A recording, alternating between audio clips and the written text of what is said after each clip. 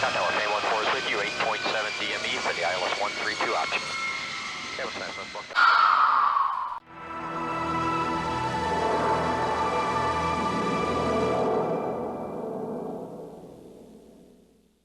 The Lockheed C-5 Galaxy is a large military transport aircraft designed and built by Lockheed and now maintained and upgraded by its successor, Lockheed Martin. It provides the United States Air Force with heavy intercontinental-range strategic airlift capability, one that can carry outsized and oversized loads, including all air-certifiable cargo. The Galaxy has many similarities to the smaller Lockheed C-141 Starlifter and the later Boeing C-17 Globemaster III. The C-5 is among the largest aircrafts in the world. The C-5 Galaxy development was complicated, including significant cost overruns, and Lockheed suffered significant financial difficulties. Shortly after entering service, cracks in the wings of many aircrafts were discovered, and the C-5 fleet was restricted in capability until the corrective work was completed. The C-5M Super Galaxy is an upgraded version with new engines and modernized avionics designed to extend the service life to 2040 and beyond. The United States Air Force has operated a C-5 since 1969. In that time, the airlifter supported U.S. military operations in all major conflicts, including Vietnam, Iraq, Yugoslavia, and Afghanistan, as well as Allied support such as Israel during the Yom Kippur War and operations in the Gulf War. The Galaxy has also distributed humanitarian aid, provided disaster relief, and supported the U.S. space program.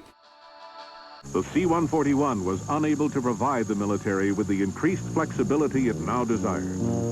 Contracts for design studies were awarded, and eventually Lockheed and General Electric were selected to build the airframes and engines of the new transport, the C-5 Galaxy, a plane that was able to carry over twice the load of the Starlifter.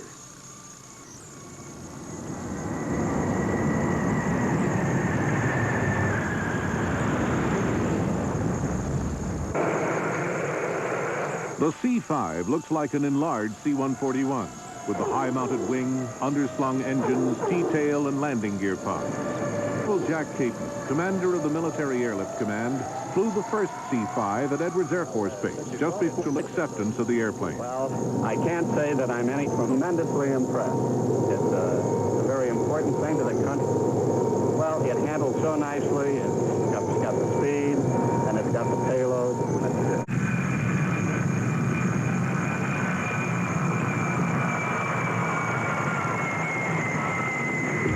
The huge wings present problems as their weight and length combine to set up severe wing oscillations. Lockheed had to develop special constant computer monitoring and damping of the wings to keep the flapping to a minimum.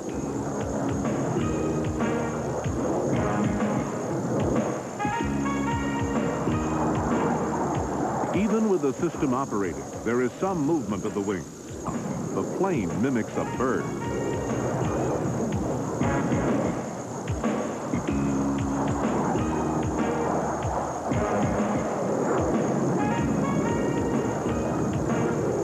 Though it can cruise 8,400 miles empty, the Galaxy's range is reduced to under 2,000 miles when carrying its maximum payload of 205,000 pounds. As a result, in-fueling is not only essential, but frequent.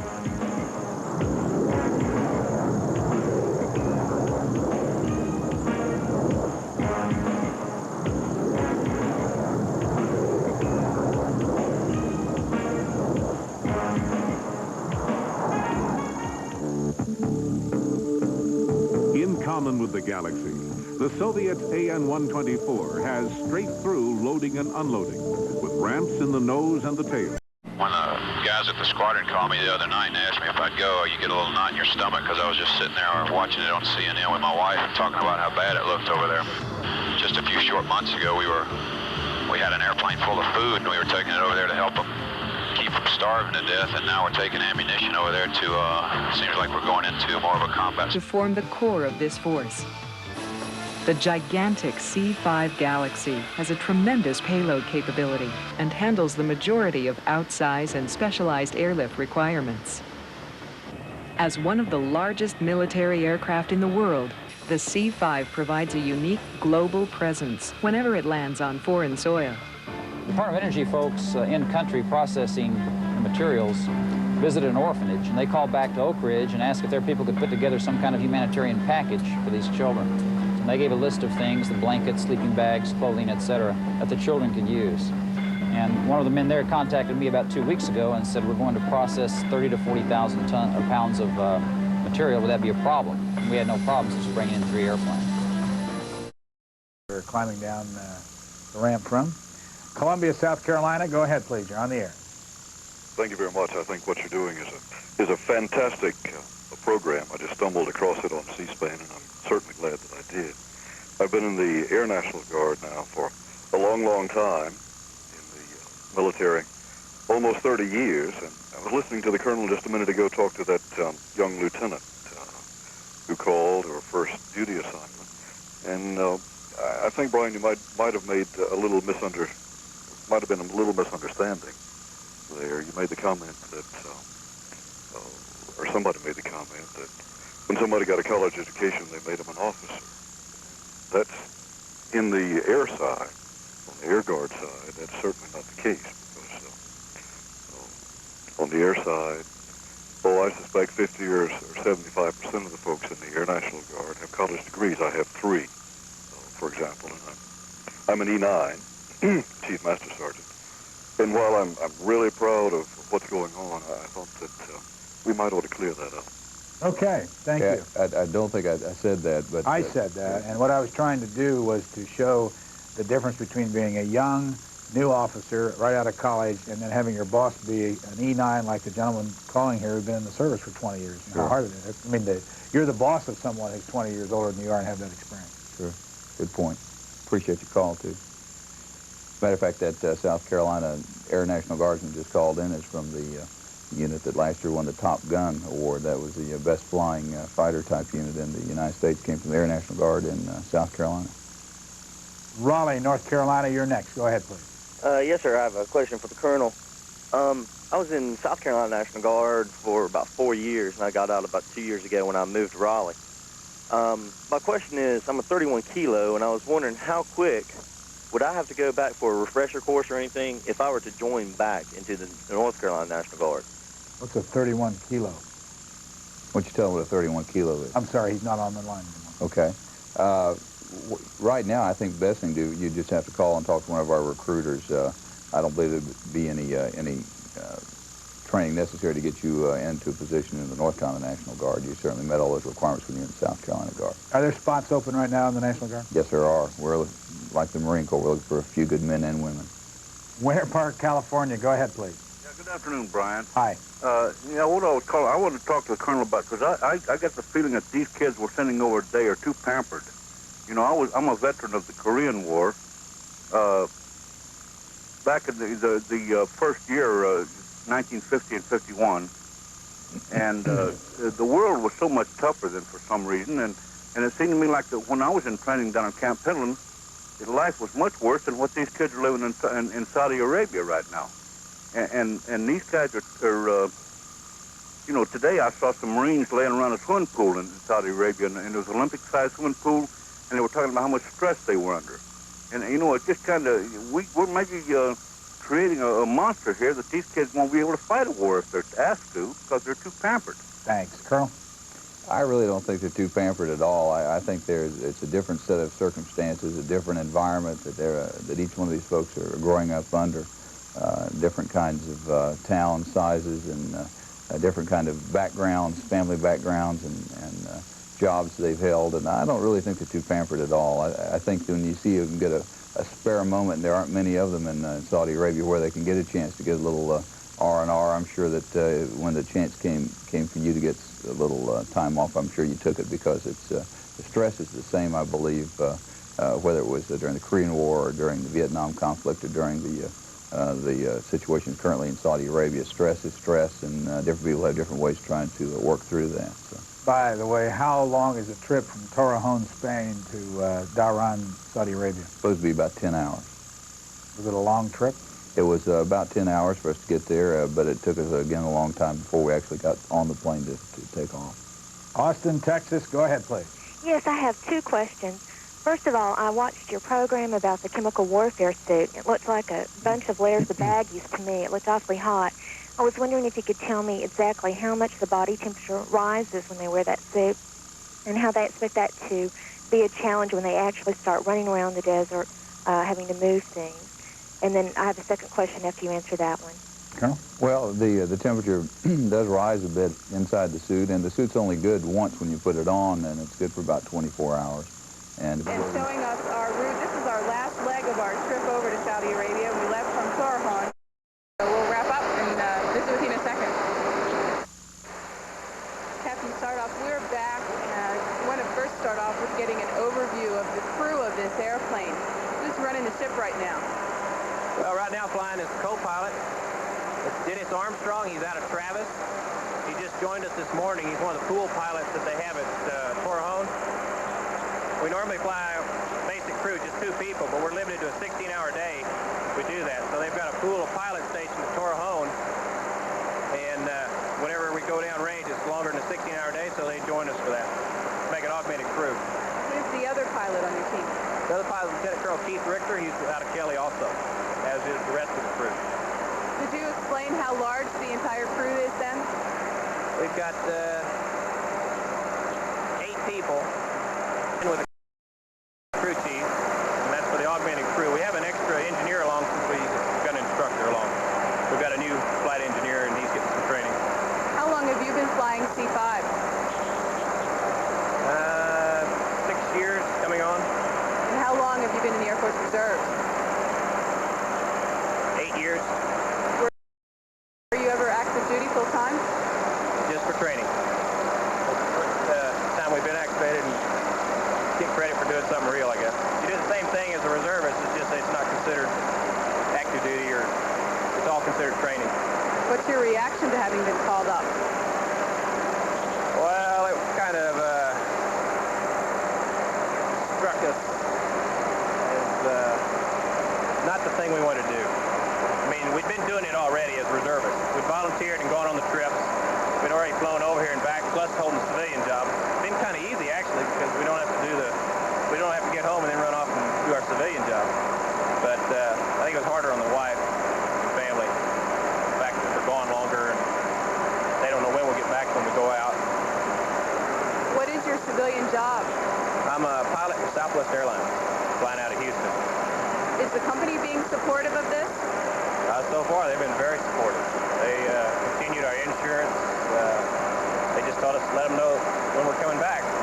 What are you telling your kids about this? Mainly, I just tell them that we're going to be gone for a while, and they're kind of used to me being gone, not normally for long stretches, but I've explained to them that we're not really going anywhere close to where anything might happen. I'm just doing the same thing I always do. You were called up when? August 29th. And you're expected to be in how many days? Well, 90 days from then is how long it's supposed to last. I believe they could release us early. I don't think they will, and most people expect to go maybe another 90 days. Could you give us a thumbnail sketch of what those 2 months so far have been like for you? How many trips have you taken? Well, I've made quite a few trips, but this is only the second time I've actually made it all the way into Saudi. We've gone around. I've been into Torrejon several times, and when you get alerted, you take whatever's available. So far, this direction, I've been going back. We went around to Thailand, going the other direction, and ended up all that was available was trips coming back. So, done a lot of flying, a lot of trips, but not that many to Saudi. Other crews have been in the other situation where they keep going back to Saudi. It just kind of depends on how you are in the flow. How do you feel about going into Saudi? It's no different than going anywhere else. Hot and dusty. Kind of a long flight. Not dangerous? I don't think so, not where we're going. I mean, if something broke out, it could get dangerous, but I don't expect it. I think most guys treat it just like any other training mission. What we keep hearing about and reading in the newspapers is problems of fatigue on the crews. How are you dealing with that? Well, I'd say fatigue can build up on you, especially you fly odd hours, all night, long days. The biggest thing you can do about it, like we try to do, is you know when you're going to be activated or alerted to go fly. You plan your sleep accordingly. Try to get your rest right before you go out.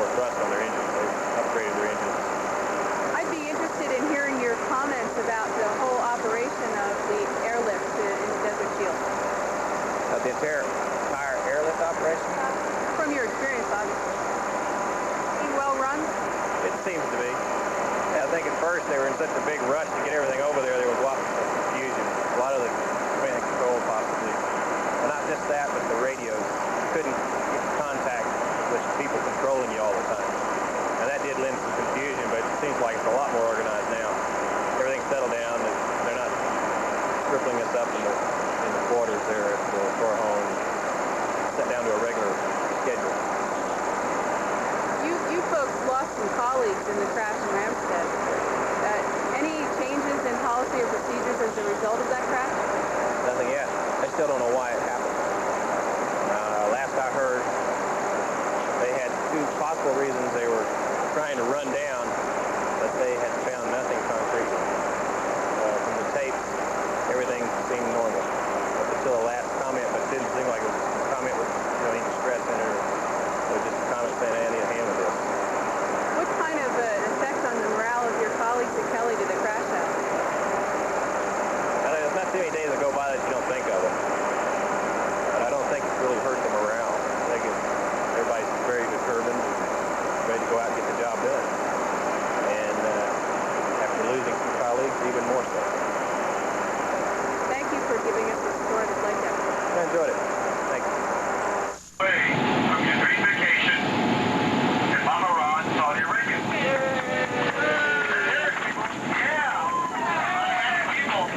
Don't forget to bring your truck and baby suit. And the local time now is 17:50.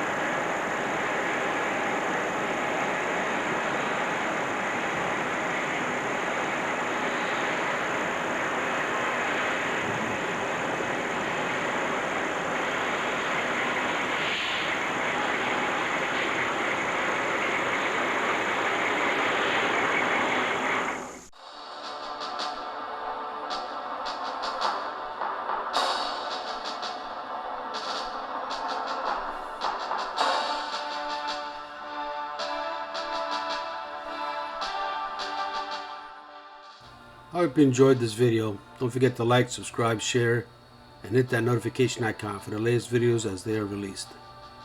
Thanks for watching and catch you in the next one. Ciao for now.